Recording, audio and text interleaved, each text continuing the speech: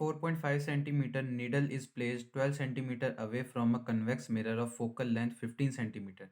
Give the location of the image and the magnification. Describe what happens as the needle is moved further from the mirror. तो देखिए इस question में हमें क्या दिया हो गया है, एक नीडल है जिसकी हाइट कितनी है 4.5 सेंटीमीटर, और इसे हमने एक कन्वेक्स मिरर से 12 सेंटीमीटर के डिस्टेंस पे रखा है, और इस कन्वेक्स मिरर का जो फोकल लेंथ है वो कितना है 15 सेंटीमीटर। ठीक है, तो अब हमें बताना है कि अगर हमारा ऑब्जेक्ट यहाँ पर है, अगर हमारी कैंडल यहाँ पे, तो इसकी इमेज कितने डिस्टेंस पे होगी, पहली चीज़ हमें ये बतानी, और हमें बताना है कि इसका मैग्नीफिकेशन कितना होगा। ठीक है, ठीक है, और देखिए तो इतना हो चुका है। अब हमें बताना होगा लास्ट पार्ट में कि क्या होगा अगर हम अपने नीडल को फर्दर मूव कर दें मिरर से, मतलब इसे और दूर लेकर जाएं। ठीक है, अगर हम इसे इस डायरेक्शन में मूव करना शुरू करें तो क्या होगा, हमारी इमेज कैसी दिखेगी अब। ठीक है, चलिए तो इस चीज़ को सॉल्व करते हैं। तो सबसे पहले हम यहाँ क्या लिखेंगे कि हमें क्वेश्चन में गिवन क्या है। तो देखिए गिवन में तो सबसे पहली चीज़ क्या दी गई है, यहाँ पे हमें दिया गया है साइज़ या हाइट कह सकते हैं हम यहाँ पे। ठीक है, हम यहाँ लिखेंगे height of the needle, of the needle. तो हाइट ऑफ द नीडल हम किससे डिनोट करेंगे, एच से। ठीक है, किससे डिनोट कर देंगे यहाँ पे, एच से डिनोट कर देंगे। ठीक है, चलिए तो एच से हमने डिनोट कर दिया यहाँ पे। तो एच हमें कितना दिया गया है, यहाँ पे हमें एच दिया गया है यहाँ पर 4.5 सेंटीमीटर का। ठीक है, 4.5 सेंटीमीटर का एच है। चलिए तो हाइट हो गई। अब हमें और क्या दिया गया है इस क्वेश्चन में, ऑब्जेक्ट का डिस्टेंस। ठीक है, ये 12 सेंटीमीटर, हम यहाँ लिख लेते हैं ऑब्जेक्ट डिस्टेंस। ठीक है, तो ऑब्जेक्ट का डिस्टेंस हमें u दिया गया है, तो u की वैल्यू कितनी है यहाँ पे, u हमें दिया गया है 12 सेंटीमीटर, लेकिन ये 12 कौन सा है, माइनस का है। ठीक है, क्यों, साइन कन्वेंशन के अकॉर्डिंग ये नेगेटिव एक्स एक्सिस की तरफ शो करता है, तो ये माइनस का 12 हो जाएगा। ठीक है, देखिए अब यहाँ पे और क्या दिया गया है, हमें फोकल लेंथ दी गई है। ठीक है, हमें क्या लिखेंगे कि हमें फोकल लेंथ दिया गया है, तो हम लिख लेते हैं कि फोकल लेंथ, तो फोकल लेंथ क्या होगी एफ, और एफ कितना है हमारे पास यहाँ पर 15 सेंटीमीटर। ठीक है, 15 सेंट, और ये 15 सेंटीमीटर कैसा है, पॉजिटिव है। पॉजिटिव क्यों है, देखिए साइन कन्वेंशन सेम, तो साइन कन्वेंशन ये हो जाएगा एक्सिस, तो ये एक्सिस की एक्स एक्सिस की पॉजिटिव और ये एक्स एक्सिस की नेगेटिव, तो पॉजिटिव की साइड ये 15 और नेगेटिव की साइड ये 12 है, इसलिए ये माइनस का और ये प्लस का आ जाएगा। ठीक है, चलिए तो यहाँ पे हम क्या निकालना है, अब हमें इमेज का डिस्टेंस निकालना है। ठीक है, तो चलिए यहाँ पे निकाल लेते हैं हम इसे।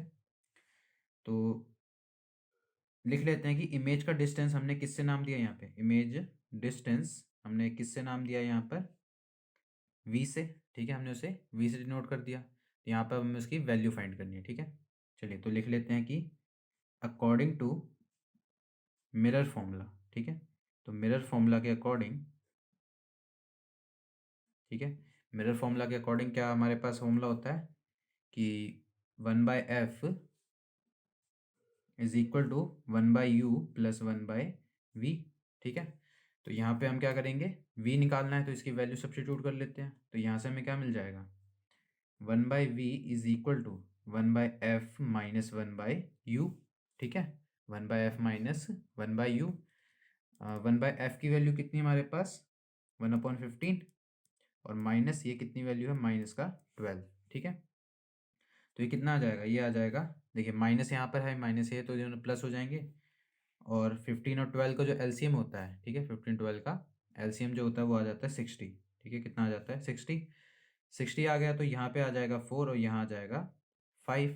ठीक है, तो ये प्लस के हो गए, तो ये कितना आ जाएगा 9/60, तो 9/60 आ चुका है यहाँ तक।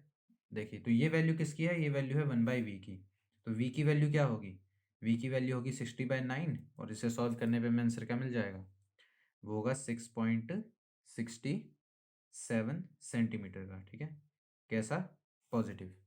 तो ये वैल्यू हमने किसकी निकाल दी, इमेज डिस्टेंस की। ठीक है, मतलब जो हमारी ऑब्जेक्ट की इमेज है वो फोकस और हमारे रेडियस ऑफ कर्वेचर की साइड में बन रहा है। ठीक है, चलिए तो ये चीज़ हमने यहाँ पे निकाल दी। अब हमने लोकेशन ऑफ द इमेज तो बता दिया है। ठीक है, ये क्या है हमारी लोकेशन ऑफ इमेज है। ठीक है, ये क्या है हमारा लोकेशन ऑफ इमेज। ठीक है, तो लोकेशन ऑफ इमेज तो हम दे चुके हैं, लेकिन हमारा यहाँ पे मैग्निफिकेशन क्या होगा, तो अब हम क्या फाइंड करेंगे, यहाँ पे अपना मैग्निफिकेशन फाइंड करेंगे, ठीक है। तो मैग्निफिकेशन का क्या मतलब है यहाँ पे, कि हमें अपना इमेज का मैग्नीफाइन मतलब हमें उसका साइज बताना है, ठीक है। तो सबसे पहले हम साइज निकालेंगे, उसके बाद मैग्नीफिकेशन। चलिए तो इसे सॉल्व कर लेते हैं अब। चलिए तो अब हमें देखिए यहाँ पे क्या फाइंड करना है, हमें फाइंड करना है कि हमारी मैग्नीफिकेशन क्या होगी, ठीक है। तो मैग्नीफिकेशन के लिए हमें क्या चाहिए होगा, तो देखिए जैसे हम जानते हैं कि अकॉर्डिंग टू मैग्नीफिकेशन क्या होता है, तो अकॉर्डिंग टू मैग्नीफिकेशन, ठीक है, मैग्नीफिकेशन, तो मैग्नीफिकेशन क्या होता है हमारा स्मॉल एम, और स्मॉल एम की वैल्यू क्या होती है एच डैश बाई एच, ठीक है, एच डैश बाई एच। तो H dash by H dash, H का क्या मतलब है कि इमेज का जो साइज होगा और ऑब्जेक्ट का जो साइज होगा, ठीक है, उसका जो रेशो होता है वही हमें मैग्नीफिकेशन बताता है। लेकिन इस केस में हमें सिर्फ ऑब्जेक्ट का साइज पता है, ठीक है, लेकिन इमेज का भी नहीं पता। तो इमेज का हम इसे पहले फाइंड करेंगे, उसके बाद मैग्नीफिकेशन निकालेंगे, ठीक है। तो देख जैसा कि हम जानते हैं कि मैग्नीफिकेशन का फॉर्मूला एक और क्या होता है माइनस वी बाई यू। तो यहाँ से हम क्या निकाल सकते हैं, यहाँ से हम निकालेंगे एच डैश की वैल्यू। तो यहाँ से हम क्या कहेंगे कि जो हमारा एच डैश होगा, ठीक है, उसकी वैल्यू क्या आ जाएगी minus V by U into H. तो वैल्यूज पुट कर देते हैं यहाँ पे, तो माइनस 6.67 कुछ आया था हमारा आंसर, ठीक है। और यू हमारा कितना था, यू हमारा था 12, माइनस का -12 हो चुका है, ठीक है। और हमारा जो साइज़ है इमेज का वो कितना है, वो है 4.5, ठीक है, कितना है 4.5। तो यहाँ पे हम लिख लेते हैं कि ये आ जाएगा हमारे पास 4.5, ठीक है। चलिए तो ये चीज़ आ गई। तो यहाँ से हम क्या निकालेंगे, हम निकाल लेंगे हमारा कि साइज ऑफ इमेज क्या होगा, ठीक है। तो एच डैश क्या होगा हमारा, ये एग्जैक्ट सॉल्व करने पे कितना आ जाएगा, ये आ जाएगा पॉजिटिव का 2.5 सेंटीमीटर, ठीक है, पॉजिटिव 2.5 सेंटीमीटर आ जाएगा। तो ये तो हमारे पास क्या आ गया, ये हमारे पास आ गया है साइज ऑफ इमेज, ठीक है। तो मैं लिख लेते हैं साइज ऑफ इमेज है ये हमारा, ठीक है। साइज ऑफ इमेज हमारे पास आ गया। अब हम क्या निकालेंगे मैग्नीफिकेशन, ठीक है। तो यहाँ लिख देते हैं कि देयरफॉर मैग्नीफिकेशन, ठीक है, मैग्नीफिकेशन एम क्या होगा हमारा एच डैश बाय एच, ठीक है।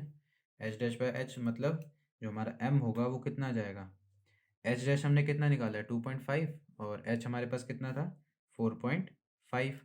तो ये इसकी वैल्यू कितनी आ जाएगी, इसकी वैल्यू आ जाएगी हमारे पास 0.56 की, ठीक है। तो ये हमारे पास क्या आ गया, ये हमारे पास आ गया मैग्नीफिकेशन आ गया ऑब्जेक्ट का, ठीक है। तो अब हमारा लास्ट पार्ट यहाँ बचता है कि, ठीक है, देखिए तो ये जो और जो साइज आया था हमारा इमेज का वो कैसा था, पॉजिटिव था। तो हम यहाँ कह सकते हैं कि जो हमारा इमेज है, ठीक है, वो कैसा है वर्चुअल और इरेक्ट है, ठीक है। यहाँ पे हम और क्या कह सकते हैं कि साइज ऑफ द इमेज हो गया ये, इसका नेचर कैसा होगा, नेचर होगा वर्चुअल एंड इरेक्ट, ठीक है।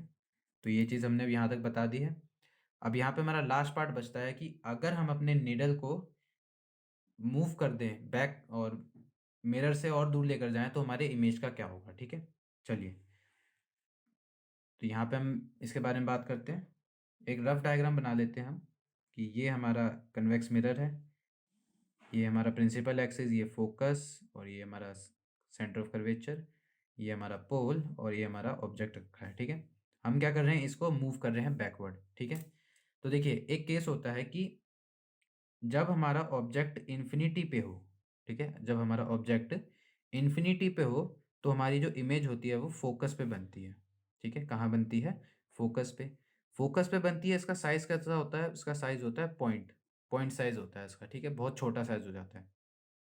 तो यहाँ से हम एक बात समझ सकते हैं कि जब हमारा ऑब्जेक्ट कन्वेक्स मिरर के केस में दूर होता है तब हमारी इमेज छोटी होती है और रहती हमेशा फोकस पे ही है, ठीक है।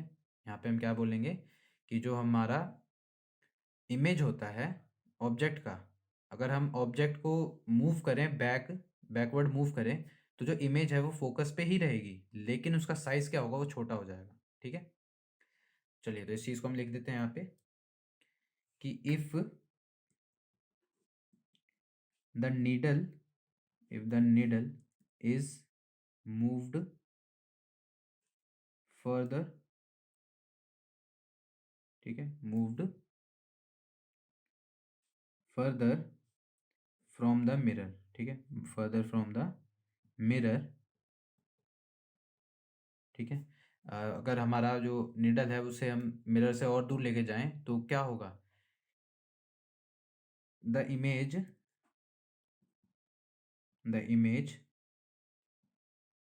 Will formed at